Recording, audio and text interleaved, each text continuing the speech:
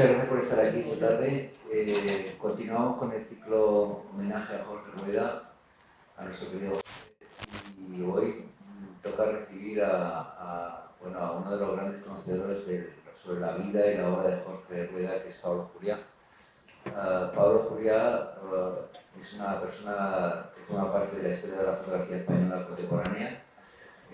Aparte de su obra como redactor gráfico en El País, que tiene una trayectoria de más de 25 años, forma parte también de la historia política del país. Él fue el que hizo aquella famosa foto de la tortilla, que no sabemos si la hizo él o la hizo alguien, pero creo que la hizo él.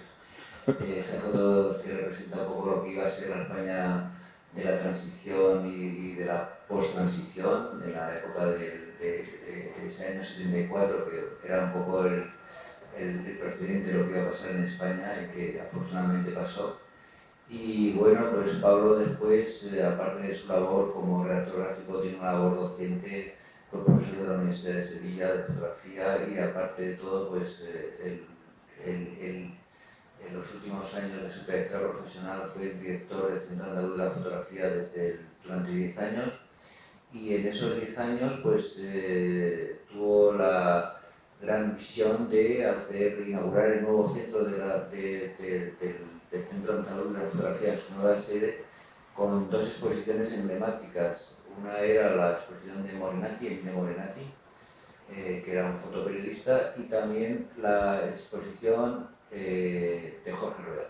La exposición era una exposición retrospectiva de Jorge Rueda, que fue la única que se hizo en vida de Jorge. O sea, que Jorge Rueda, una persona con una trayectoria como fotógrafo, fundador de la revista Nueva Oriente, redactor gráfico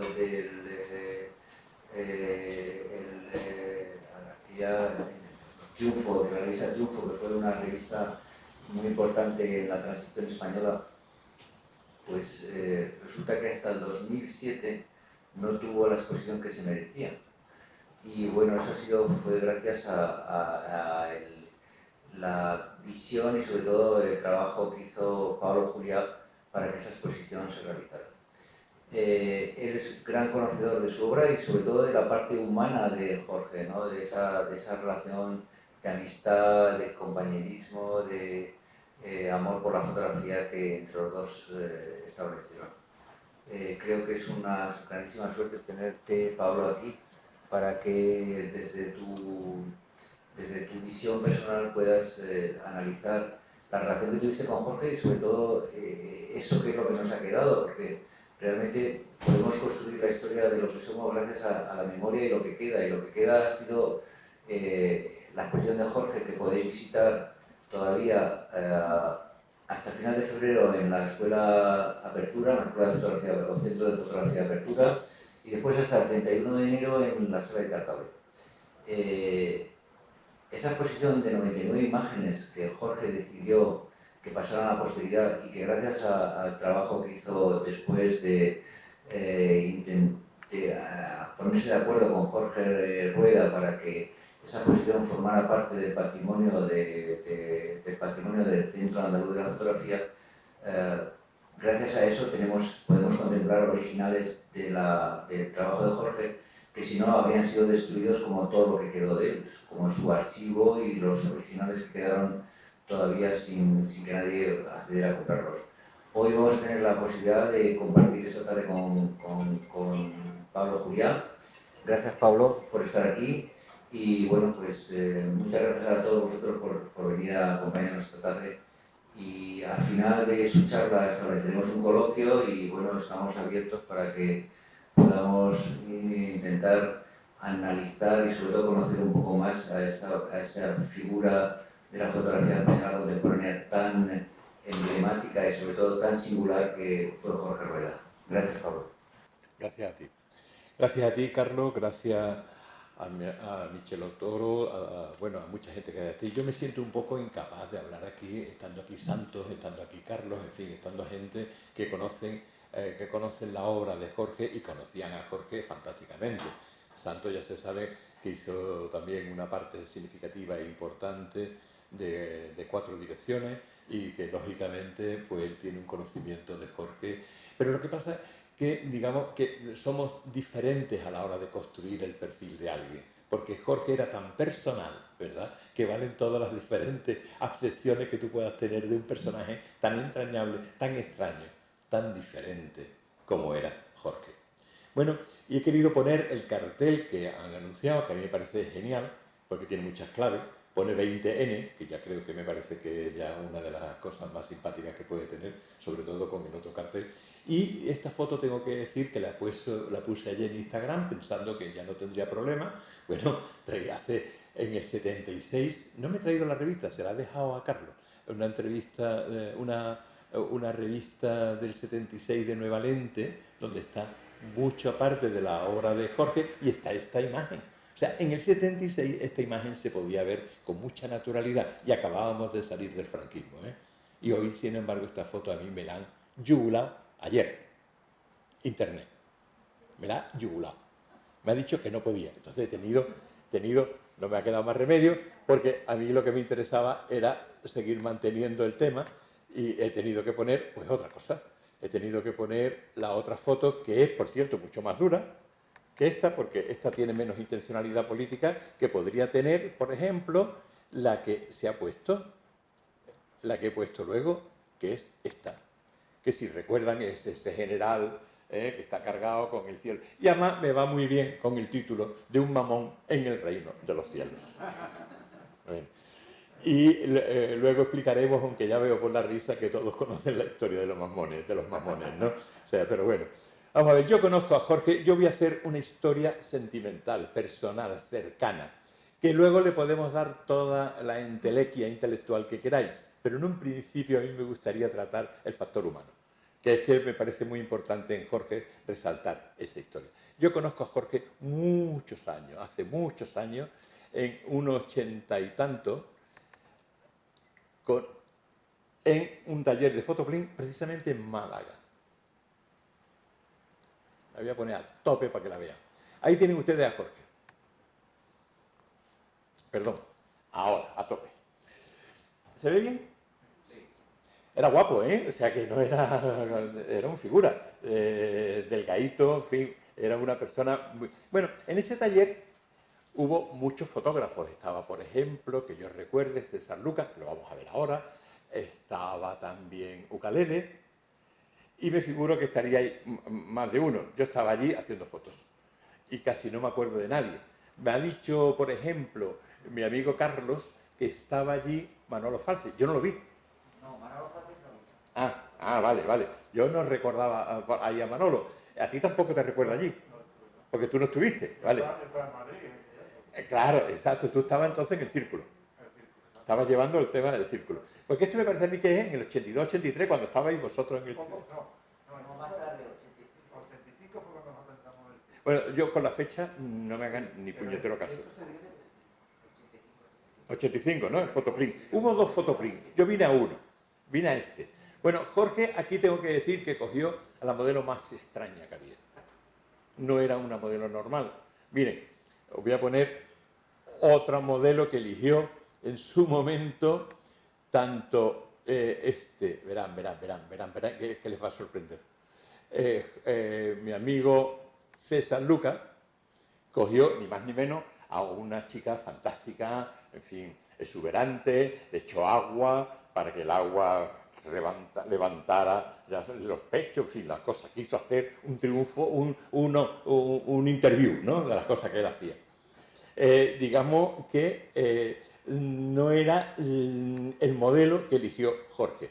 Aquí lo tiene, por ejemplo, que nos contó muy bien mi amigo César, al que tengo yo mucho cariño, nos contó cómo se hacían las portadas de interview. Con un proyector, había hecho las fotos, revelaron las fotos, las trasladamos al proyector y veíamos cómo se construía, cómo las letras tenían, que la dificultad que las fotos ya desde el principio había que hacerlas pensando en la portada, cómo se construían las portadas, en fin, digamos que hacía un trabajo muy interesante.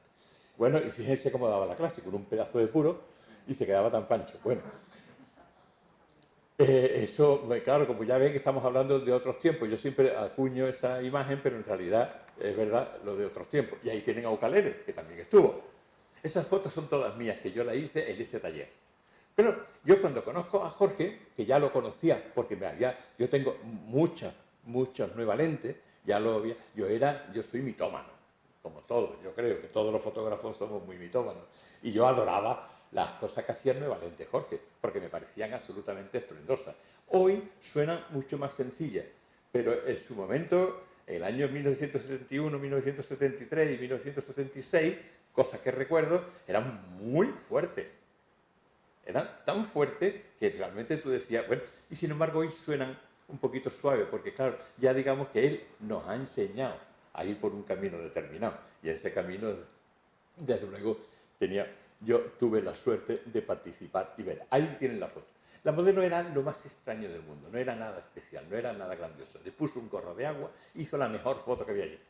César se había echado agua, Ucalele había montado un show de un montón de gente. Todo el mundo se hizo una auténtica performance del lugar. Jorge no. Cogió a la modelo más sencilla que había, le pone un gorro de agua y hizo un fotón como la copa de un pino. Pero como la copa de un pino, ¿eh? No tengo esa foto. Salió en el fotoprint, he intentado buscar el fotoprint en mi casa, porque eso se editó luego, un trabajo, ¿de acuerdo? Pero no lo tengo. Y no lo he podido encontrar porque la foto de Jorge era genial. Que tiene mucho que ver con el cien pies aquel, o el bicho aquel que tenía pisando. También estaba en ese catálogo, ¿no? Bueno, pero fíjense, los jóvenes. Bueno, ya a partir de ahí tuvimos una relación entrañable. Jorge, en contra de lo que dice todo el mundo, era un hombre enormemente sencillo y fácil de hablar con él. Conmigo se dedicaba a mandarme unos crismas en Navidades que eran lo último para concebir que fuera un crisma, ¿no? Pues un señor que en pelota, que sale con un pedazo, en fin, de pene impresionante. Perdón, cortamos y listo. No sé por qué la gente es tan indiscreta de que si yo estoy dando una charla, ¿para qué se llama? Bueno, ¿por dónde iba? ¿Qué estaba diciendo?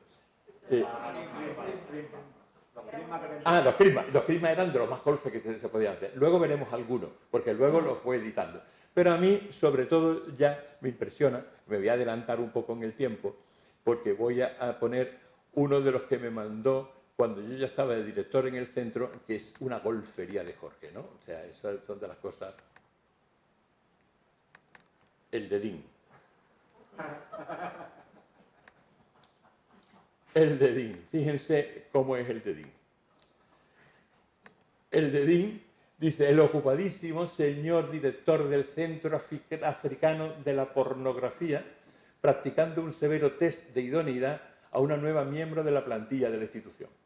Bueno, las coñas de Jorge, ¿no? Pero que eran geniales. Bueno, y como me mandaban muchas. Ya veremos algunos textos que me mandaba él. Él me llamaba a mí mi capitán, no sé cuánto. Él me quería mucho, de tal manera que en la misma...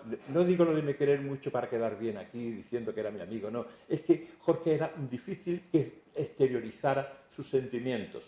Y en la rueda de prensa que se hizo con la inauguración de la exposición, demostró un cariño enorme conmigo y con todo lo que habíamos hecho. Pero yo tuve una agudeza, quizás lo más agudo que hice fue en ese momento que yo anuncié una exposición de Jorge Rueda sin decírselo a él. La conocía, sabía cómo era, sabía que lo que le iba a gustar era el reto, era el bordearle, el no entrar en su película. Eso le encanta a Jorge, o sea, a Jorge le encantaba que tú jugaras con él en eso, ¿no? Y voy y lo anuncio. 2 días después le digo: oh, Jorge, dame de comer, ¿no? Me voy a tu casa, me da de comer. Vente para acá, que te va a enterar. Vente para acá, que te va a enterar. Efectivamente, me enteré. Y aquí lo ven, fui con una amiga mía. Esta es su casa de Joroz. Tú te acordarás, ¿no, Carlos? ¿Verdad? ¿Te acordáis? Esta es su casa. Me dio de comer divinamente, pero divinamente, porque él todo lo hacía muy bien, era muy cuidadoso, vamos, en eso. Perdón, están aquí saliendo todos los que no eran. Y os acordáis de donde metía la piscina, ¿no? Que era en estos huecos donde metía una piscina, que luego veremos fotos que hacía directamente en esa piscina, que no sé cómo podía hacer fotos en ese sitio tan pequeño, y sin embargo hacía una foto que parecía que estaba en medio del Atlántico, ¿no? O sea, era increíble a su manera. Entonces voy allí, y cuando voy, No me dice nada, no hablamos de nada, me pone de comer, cuando termina la comida me da un café y me dice, ahí tienes la expo que has dicho. Y yo pensé que se iba a enfadar de primera, que me iba a decir alguna bordel. Dice, ¿cuánto me va a pagar? Y la verdad, no os lo digo porque no lo sé, es que no me acuerdo. Yo nunca he tenido sentido en ese sentido de lo que... En ese momento teníamos dinero en el centro. Eran los primeros años, los 2 primeros años, había dinero. Había un tío que se portó fantásticamente a la creación del Centro Andaluz de la Fotografía, que fue Pablo Suárez, que nos apoyó muchísimo y tuvimos presupuesto para poder hacer exposiciones, libros, tal, y hicimos el libro. A mí no me dio ningún problema Jorge Rueda, se lo dio a mucha gente. A mí no me lo dio, porque fui claro, rotundo, con él. No tuve nada, nada. Inmediatamente aceptó el planteamiento que le hice, me dijo, ¿cuánto me va a pagar? Lo que fuera, no me acuerdo lo que fuera. Me dijo que sí, que ningún problema, y empezamos a elaborar el libro. A partir de ahí ya aquello fue complicado, porque ya tuvimos que contar con una editorial que era Lumber, ¿os acordáis de Carmen?, ¿no?, que es la que llevaba entonces aquello, y hombre, fue duro con ello, porque Jorge era muy especial. Jorge quería que las fotos no fueran en un libro normal y corriente, sino que fueran con anillas, para poder arrancarlas y que a cada uno tuviera... Una cosa más fea, imposible. O sea, pero Jorge era muy burro. Pero, en fin, lo convencimos de que no podía ser así. Y el catálogo es un catálogo que está muy bien. Y la historia de Mamones viene porque llegamos a un acuerdo. Él me dijo que todos los humanos somos mamones y que, por lo tanto, si somos mamones, la exposición se tenía que llamar Mamones. Y le dije, Jorge, si le llamamos Mamones, tú y yo nos tenemos que ir de aquí, porque nos echan, no nos van a dejar que pongamos un libro que pongamos Mamones. Vamos, que no nos iban a dejar la Junta de Andalucía que pusiera eso. Vamos a llegar a un acuerdo. Y aceptó. Y entonces me dijo que, vale, que aceptaba, pero que había que poner una nota de pie de página. Y yo le dije que perfecto, que la pusiéramos. Os la voy a enseñar, ¿vale? Si os parece muy pesado, todo lo que voy contando me lo vais diciendo, porque yo tengo para hablar todo lo que queráis y más. Vamos a ver, aquí está. Nota de autor. Esto se puede aumentar, ¿verdad? Lo que no me acuerdo es dónde. Ah, sí. Aquí. No, arriba en el más. En la barra del medio. La barra del medio está menos, más. Ahí, vale. Es que yo tengo Mac y entonces cuando cambias al otro ya te cuesta más, ¿no? Propuse que este libro se titulara Mamones, para no confundirlo con un pretencioso repertorio de retratos, sino de pretextos con gestos humanoides como base. Pero enseguida se impuso el sentido común, lo pone entre comillas el tío, para evitar malos entendidos. Aunque mi intención era tan literal como llamativa y nada insultante, solo pretendía aludir a nuestra condición primaria de bestezuelas mamíferos con adorno, que en síntesis vulgaris hubiera sonado mejor con el título que elegí y que no pudo ser. Seguimos inmaduros para asumir lo evidente. Parece que cuesta mucho menos tener fe. Bueno, genial.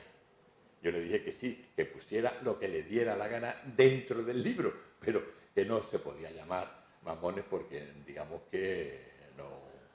Bueno, y un hombre que le considera a todo el mundo Tanosco. Por cierto, si no tenéis el libro, tenéis que haceros con él porque tiene unas historias eróticas buenísimas de él, aparte de la colección entera de fotografías, que merece la pena verla, pero tiene erótica, escribe muy bien. Jorge es un tío que hila muy bien el sujeto, verbo y predicado, sabe contar historias y lleva muchos años contando historias. Porque, claro, digamos que Jorge tiene la suerte de ser una persona que, teniendo, sin embargo, un mundo, digamos, de fantasía muy particular y muy grande, sin embargo, le pasaba como le pasaba a Picasso, ¿no? Picasso sabía dibujar. Nadie lo creía, pero vamos, las primeras obras de Picasso son un dibujo increíble. Pues Jorge se conoce la técnica como nadie. Jorge habla de cámaras como nadie. Jorge sabía los intríngulis de cada cámara, que si la practicas tenía que utilizar de esta manera, que si a esta había que hacerle no sé qué, que si a la hora de iluminar tú tenías que poner un foco, luego poner el otro para ayudar, luego poner un tercero en contramano. O sea, siempre Jorge era un gran técnico que sabía perfectamente los entresijos de la fotografía, desde la P, desde la A a la Z. Lo sabía todo sobre eso.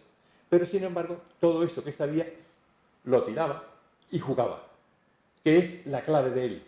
Él lo que no le interesaba para nada es hablar de técnica, lo hablaba porque de esa manera ganaba dinero. Ganaba dinero en las revistas, conseguía tener artículos técnicos y Jorge siempre ha sido un buscavidas. Un buscavidas en el sentido de que para vivir con mínimo tenía que tener como mínimo, ya saben la historia que él contaba de la vaca, que la vaca tiene que comer, si la vaca no come, pues él tenía que comer, lógicamente, y acudía a muchos textos y a muchas historias de este tipo con tal de poder vivir. Pero, dicho esto, su fantasía era la que no perdonaba. Y él se metía en los sitios y trabajaba a tope. Bueno, yo creo que el mejor archivo, quizá, que pueda haber de la transición, sobre todo de las fuerzas de la ultraderecha española, de Falange, de tal, lo tenía Jorge. Jorge tenía una colección impresionante, que yo vi, y que de hecho, en muchas de las fotos actuales que se ven, en las que verán en la exposición, están basadas en algunas de esas fotos antiguas, pero que todo eso se perdió, todo eso se quemó. Pero las fotos que él hizo, por ejemplo, con la Falange, fue increíble. Él se vistió de falangista, cantó el Carasol varias veces y le decía a la gente, ¿tú tienes pistola? Tú no tienes pistola ni tienes nada. Y el otro le sacaba la pistola. Foto. Y Jorge tuvo la habilidad de meterse en un mundo muy complejo y donde pudo sacar imágenes que hoy por hoy nadie ha sacado. O sea, y eso hay que tenerlo muy en cuenta. Jorge ha sido la capacidad más increíble de haber conseguido cosas, ¿no? Bueno, esta es la historia del pepino, la de 4 direcciones, que de eso puede hablar mucho mejor Santos que yo, y que es mucho más interesante, pero bueno, la construcción es increíble. Jorge no conocía, como saben, el Photoshop. Y de hecho, tengo que decirle, que para mi vergüenza, que yo vine aquí porque Manolo Falce, cuando yo estaba en la comisión asesora del Centro Andaluz de la Fotografía, mucho antes de estar en la dirección, me propone un curso de Photoshop. Bueno, yo estaba empezando con el Photoshop, yo me manejaba en un periódico, teníamos que manejarnos, teníamos que editar mucho y teníamos, digamos, una serie de macros sobre los que trabajábamos para trabajar con el Photoshop. Nada que ver con lo que se hace ahora, nada, nada. A Morenati, por ejemplo, le puse yo el primer Photoshop que era. El Photoshop en Windows 95, que era con Windows 95, figúrate, era nada, aquello funcionaba fatal. Se lo puse a Morenati yo, en su tiempo. Y vine aquí a dar un curso de Photoshop. Cuando yo llego me ha pasado lo mismo que si yo llego aquí me encuentro a este señor aquí. Llego, voy a empezar con la pizarra para contar unas cuantas macros y veo que está sentado Jorge Rueda allí y dije, señores, la tiza, aquí la dejo y me voy. No puede ser que yo dé un curso de Photoshop aquí estando Jorge Rueda. Jorge Rueda, por favor, quédate, tal. Nada, nos quedamos y ahí seguía funcionando nuestra amistad. O sea, que fue una amistad trabada de muchos años en sitios distintos, diferentes, de manera anómala, de manera extraña. Una Navidad me escribía, la otra no. Al día siguiente se le ocurría una barbaridad y me la mandaba. Y así fue toda una relación, digamos, muy entrañable, muy distinta y muy especial. Dicho esto, voy a pasar a enseñaros algunas de las fotos de la inauguración. Ahí lo tienen ustedes. Juan Carlos Asián, que ya lo conocerán, el día de la inauguración, que se presentó en pijama y se quedó tan pancho, ¿eh? O sea, se quedó en pijama, sí, pero una capacidad de saber estar con esas, que era difícil, ¿no? Bueno, pues el tío, ahora lo verán en pijama, que no me lo invento. Aquí se le dio por hacerme fotos. Aquí con la consejera flipó. ¿Ven el pijama? Con Emilio Morenati. Bueno, estaba doblada de risa. Con Pablo Suárez. Ven, miren, vamos a ver. Una zapatilla, una sandalia, pijama, Morenati y la consejera. Y este es Pablo Suárez. Aquí dando la rueda de prensa. O sea, y aquí ya el cachondeo de él, claro. Ese es Jorge puro.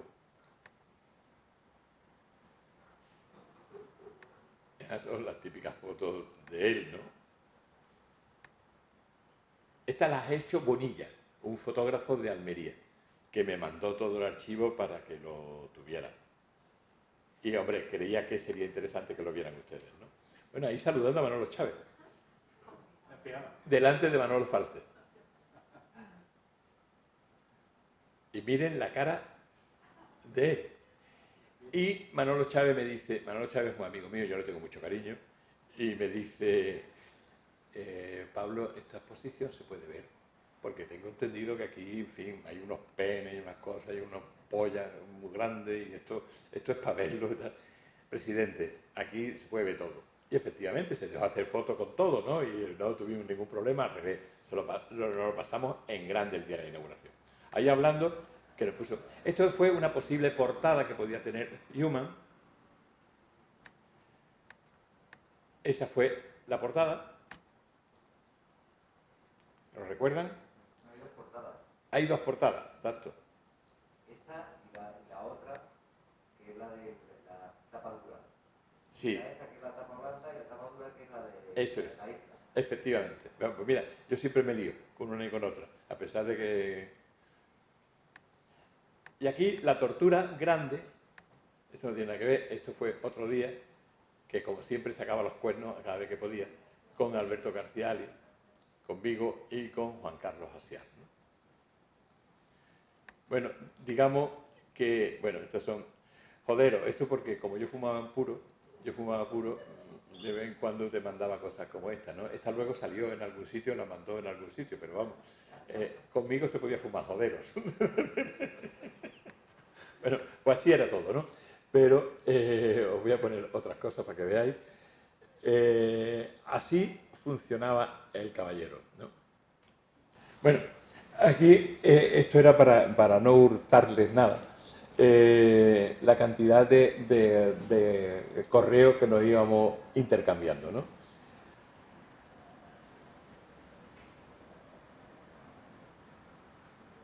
Y donde hay algunas cosas muy personales que él cuenta, pero que a mí me parece que son todas de mucho interés. Vamos a ver si podemos abrir alguna. Ya he visto cómo se hace.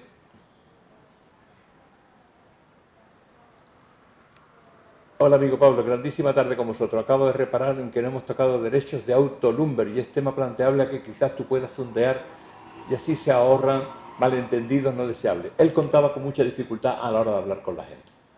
Él, digamos que era, en cierta medida, muy asocial, porque siempre pensaba que lo iban a engañar. En realidad, él asumía de antemano esa particularidad. Conmigo nunca pensó que le fuera a engañar, y por eso funcionaba bien. Pero todos los demás, él se negó a hacer muchas cosas con mucha gente, que algunos venían con buenas intenciones de querer hacerle algo. Pero Jorge era muy especial, y en un momento determinado él rechazaba a propuestas que le hacían, ¿eh? Y yo creo, yo siempre me metía con él y le decía, querido Jorge, te estás equivocando. Yo creo que aquí sí hay materia, pero él no lo veía, ¿no?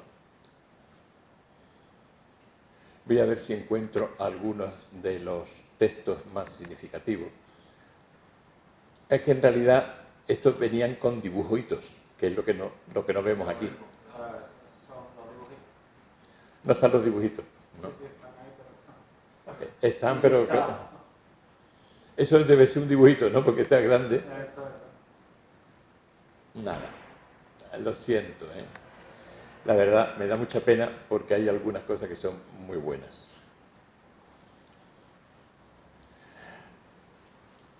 Mi muy valorado capitán del CAF. Así me llamaba siempre. Contrato firmado con Correos Lumber, entregado todo el material que me concierne. Espero ansioso hacer lo propio con el CAF a su vuelta de Oriente. Todo porque fui a hacer un trabajo en algún lado. Mis mejores deseos para el reciente contrato. Le envío postal de mi nuevo... ¡Oh, esa era buenísima!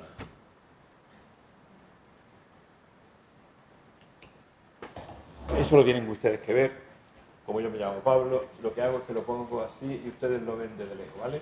¿No les importa? Vamos a tardar un poquito más, pero hombre, es que la foto del niño tienen que verla. Es que la de mi hijo que decía que habíamos hecho, después de un coito, hemos hecho entre usted y yo un coito maravilloso y lo que ya tienen que ver niños.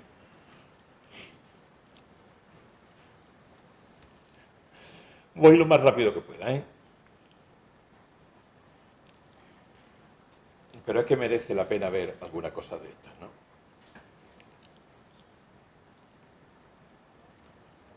Bueno, por ejemplo, esta es una de las felicitaciones que me mandó. Esta es una de las cosas que él mandaba muchas veces, mandaba de estas, ¿no? Pero a ver si les encuentro la del niño. La del niño es un lujo.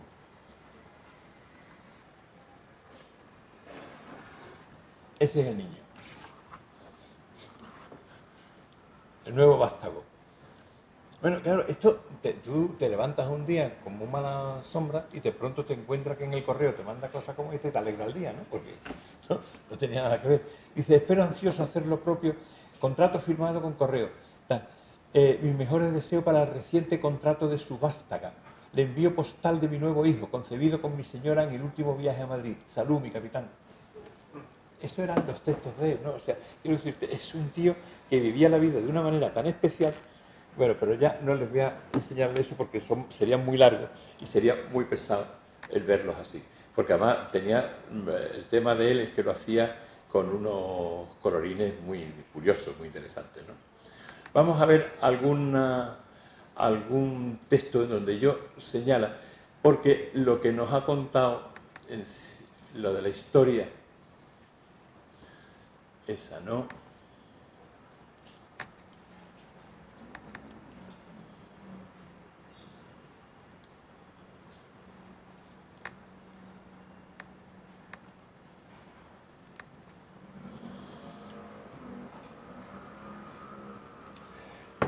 Él dice en el mismo libro, es mi voluntad que todas las fotografías, negativos y diapositivas contenidas en esta casa sean concienzudamente quemados, para que merodeadores y alimañas que me acosaron en vida no lleguen ni siquiera a oler uno solo de mis despojos.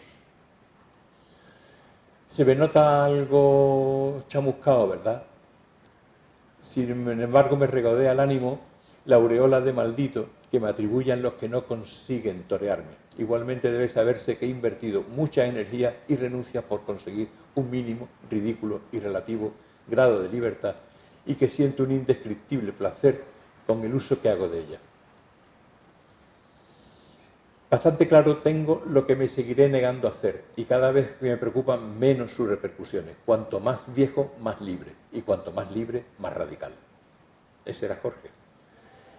Me consuela con la copla de que los genios no nos hace nadie caso hasta que los llevemos al menos 10 años, esto es otra cosa que quería destacar, lo dice en el 2010, hasta que nos llevemos al menos 10 años bajo tierra y pasamos a ser posteridad. Parece que tenía un cierto sentido previsor de todo, ¿no? Por ejemplo, de esta reunión de hoy. Que viene a parecerse a como que te sacan del plumier, te suben a un póster y te venden. Estoy tan acostumbrado a perder que ganar me molesta. Así duermo mejor. Y me dice, mi capitán, triste suena y triste es que Human, que tanto esfuerzo supuso para ambas dos partes, consuma sus días varadas en un ataúd concebido para viajar. Eso porque se llevó 4 meses en la exposición sin moverse, porque él era muy obsesivo. Sí, ya sé que la vida sigue siendo muy dura en la selva. ¿Qué me va usted a contar? Salud, mi capitán. Hay pena, penita, pena, pena, pena, pena de mi corazón, que me corre por las venas, vena, con la fuerza de un ciclón. Eso, así todo, ¿eh? Y además tiene textos muy curiosos, ¿no? Que yo creo que eso lo estudió encima también contigo. Una de las diferencias básicas entre la fotografía inventada y la encontrada es que la primera no tiene la obligación de corresponderse con la apariencia de las cosas. Está muy bien. Sino con su significado, su emotividad y su intención. Es un lujo leerle esas cosas, ¿no? Al inventarla, no pretende ser documento descriptiva de nada que exista, aunque se sirva de la forma, por la sencilla razón de que me busca convencer de que aquello sucedió fuera de la mente, al menos tal y como se muestra, partiendo de fragmentos que sí sucedieron a que lo obligaste a suceder. Está genial, o sea, a mí me parece de una lucidez.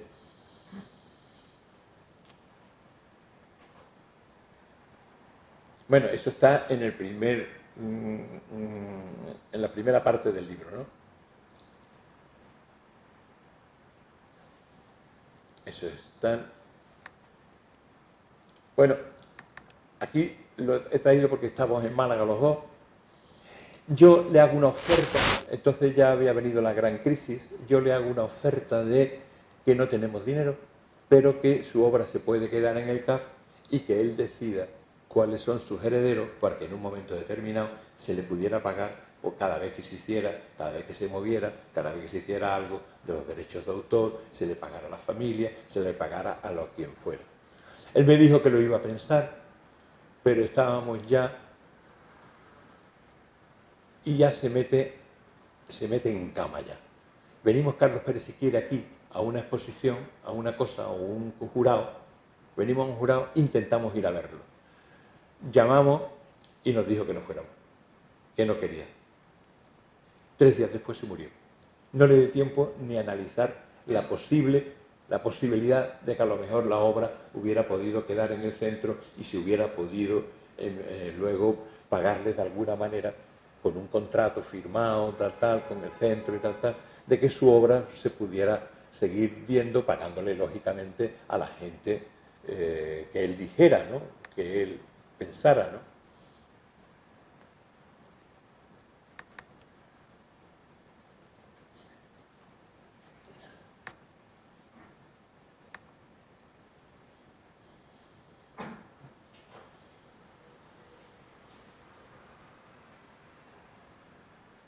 Esto ya es el texto que ya les he puesto antes. Por ejemplo, como él tuvo la exposición junto con Morenati, se quedó muy impresionado, establecieron una buena relación Morenati y él. Dice que acabo de conocer Morenati, bueno, digamos que Morenati no era conocido, Morenati era un fotógrafo de agencia y los fotógrafos de agencia firmaban como el nombre de la agencia, entonces ahora ya ponen el nombre, pero hasta hace muy poco firmaba Agencia F o Reuters o AP, no decían para nada el nombre. Morenati no era nada conocido, pero yo sí lo conocía. Yo sí lo conocía porque además era un coñazo Morenati. Porque Morenati tiene un gran angular y se ponía delante de todos nosotros a la hora de hacer las fotos en la Expo del 92, no se me olvida. Entonces, claro, todo el mundo odiábamos, le queríamos matar, porque con el angular, como no tenía dinero para comprarse otro objetivo, no había manera de que se tenía que meter con el angular delante de todos nosotros, ¿no? Bueno. Dicho esto, yo le tenía mucho cariño y de hecho le puse el primer Photoshop, se lo puse yo, y era pirata, y en un Windows 95 que también era pirata. O sea, entonces todos vivíamos del pirateo, por desgracia, pero así era. Y claro, yo conocía la obra de él. Y cuando se va a Afganistán y a Pakistán, le pido la obra para inaugurar en el centro con esa obra, que es mágica. Y que ahora, bueno, 10 años después se ha descubierto que es un premio importante y significativo. No sé si han visto las fotos del volcán, del volcán este, que las fotos de él son espectaculares, son las mejores fotos que se han hecho sobre el tema del volcán, ¿no? Pero cuando está en Afganistán o en Pakistán, está empotrado en las fuerzas americanas para entrar en eso, una bomba estalla, tal, Morenati pierde la pierna. Entonces me dice, mira, capitán, acabo de conocer la noticia Morenati por el telediario. Como sé que os queréis, lo siento por ti y por él. Salud, Jorge. Y de vez en cuando me recordaba deberes, ¿no? Mi capitán, muy agradable en nuestro último encuentro. Te recuerdo los deberes. Queda pendiente cerrar nuestro trato antes de que la Expo se mueva. La eventual llamada desde Sevilla, retomar el proyecto pasaporte. Tenía un proyecto que era espectacular. Consistía en cada exposición hacer un pasaporte y que la gente acumulara esos pasaportes. Eran muy sencillos, muy baratos, tenían las fotos en papel barato, pero que quedaban bien, y un pasaporte, auténtico pasaporte, ¿no? Pues, no sé, Carlos Canal, ¿no? Venía pues, un pequeño texto biográfico, 6 o 7 fotos y una crítica y un tal. Y terminaba, claro, entre unir todos esos pasaportes para los fotógrafos era un lujo, era una idea fantástica. Yo la intenté vender, pero aquello no funcionó. No hubo manera. Recibir 10 ejemplares de Human, cualquier novedad que Usía guste proponer. Mi capitán, siempre me llamaba así. Aunque me castigas con tus silencios administrativos, tengo noticias de que nos vamos a reencontrar en Málaga, que es la foto que habéis visto luego, ¿no? Alrededor de una mesa. Se me ha ocurrido pensar que sería un buen momento para considerar la posibilidad. He hablado de trato razonable, entendiendo que poco tendría que ver con el valor de mercado de mi foto, porque fue muy fácil entendernos cuando planeamos Human, porque él ya luego que quería vender toda la demás obra. O sea, digo que siempre ha sido un intento frustrado por mi parte y por la de él, intentar conseguir que yo era un enamorado de lo que él hacía, por lo cual yo hubiera estado muy a gusto de poder hacerlo. Al final no se pudo hacer. Piensa en ello si lo ves viable. Aunque recuerdo haberte oído decir que tu interés no priorizaba la compra de obra. Cuando ya no teníamos dinero no podíamos priorizar la compra de obra, claro. Así que dicho está, un fuerte abrazo y hasta muy pronto. Tras nuestro último coito, tantas veces interruptus, permanezco atento a tus futuras noticias y a otras que me ofrezca la vida. Salud, mi capitán, Jorge, virgen y mártir. Como ven, el ingenio lo tenía no solamente en la fotografía, lo tenía a la hora de pensar, a la hora de construir, a la hora de desarrollar su discurso. Y bueno, me gustaría ya un poco, para no aburrirle, bueno, a mí me mandaba cosas como esta, de vez en cuando. Cuando se cabreaba con algo, me mandaba esto. Que es una barbaridad, como todas las de él, pero bueno, barbaridad genial, ¿no? Esa, o también me mandó en su momento esto, que luego lo ha publicado en algún sitio, ha hecho algo con esto, pero en un principio él casi te utilizaba como testador, ¿no? Te mandaba una imagen y te decía, Jorge, por Dios, está tal, porque es que le has puesto 4 tetas, en vez de ponerle 2, pues le has puesto 4 tetas, porque te ha pasado un poquito, ¿no? Entonces ya él, sobre eso, él seguía lo suyo, pues seguía poniendo las 4 tetas, pero por lo menos le daba un cambio a la cosa y seguía manteniendo su idea, pero la reconformaba un poco contigo. Y de esta me acuerdo que me gustó mucho, ¿no? Que me pareció una foto genial. Una foto genial.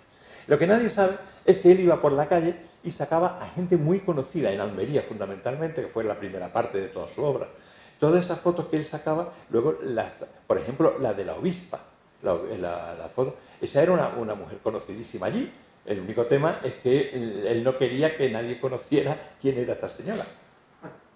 Y manipulaba de tal manera que al final manipulaba sin Photoshop, sin Photoshop. Luego ya vino el Photoshop, pero en un principio sin Photoshop. Bueno, algún texto que a mí me encanta. Los tururú, tururú, tururú, los sostenes al baúl. Esto es de Nueva Lente. Queda abierta la veda de la teta si se presenta de forma discreta y que conste que nos tememos lo peor. No es por nada, pero nos tememos lo peor.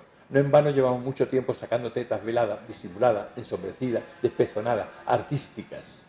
Pero de buenas a primeras el pregonero nos anuncia que se ha roto el dique del pecaminoso erotismo de la Europa corrompida. O mejor, la aparatosa esclusa erótica del dique. Ha sido prudencial y prestigiosamente abierta al comprobarse repentina y sospechosamente nuestra madurez mental. Somos mayores. Y para celebrar este magno acontecimiento se nos regalará un espléndido reloj de pulsera automático, calendario y acuastar. Se nos permitirá decir joder de cuando en cuando, siempre que no desvirtuemos esta licencia hasta el peligroso libertinaje.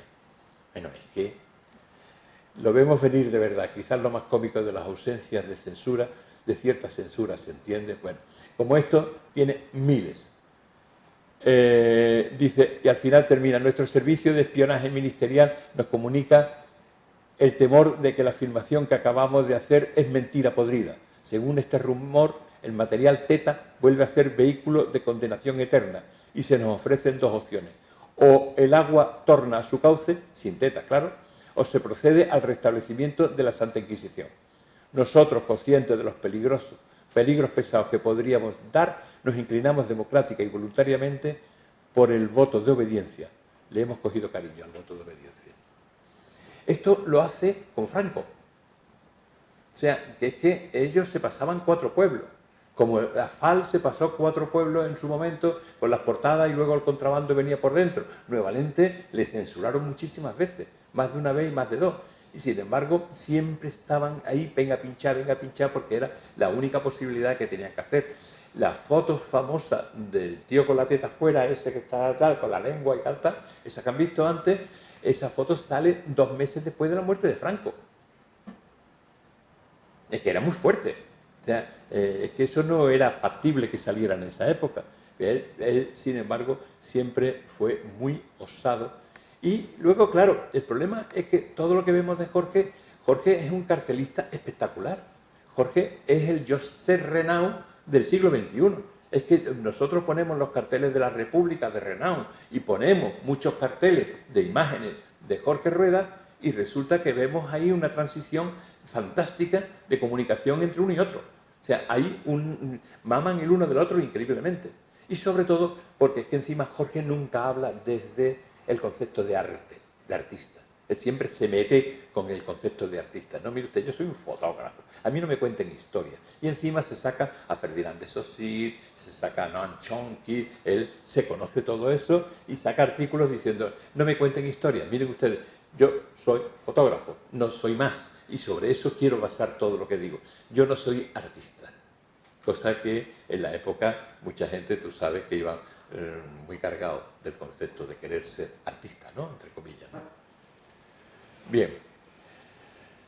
Bueno, pues si queréis, pues pasamos a hablar un poco y vemos alguna cosa que nos haya quedado, que seguro que nos ha quedado muchísimo.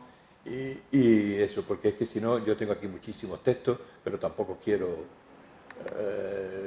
habla aquí, por ejemplo, muy bien en su momento de la Real Sociedad Fotográfica, porque claro, esto lo he traído porque ellos funcionaron en un principio, digamos, en contraste a lo que había entonces. Estaba arte fotográfico, estaban las sociedades fotográficas, estaban las concursísticas.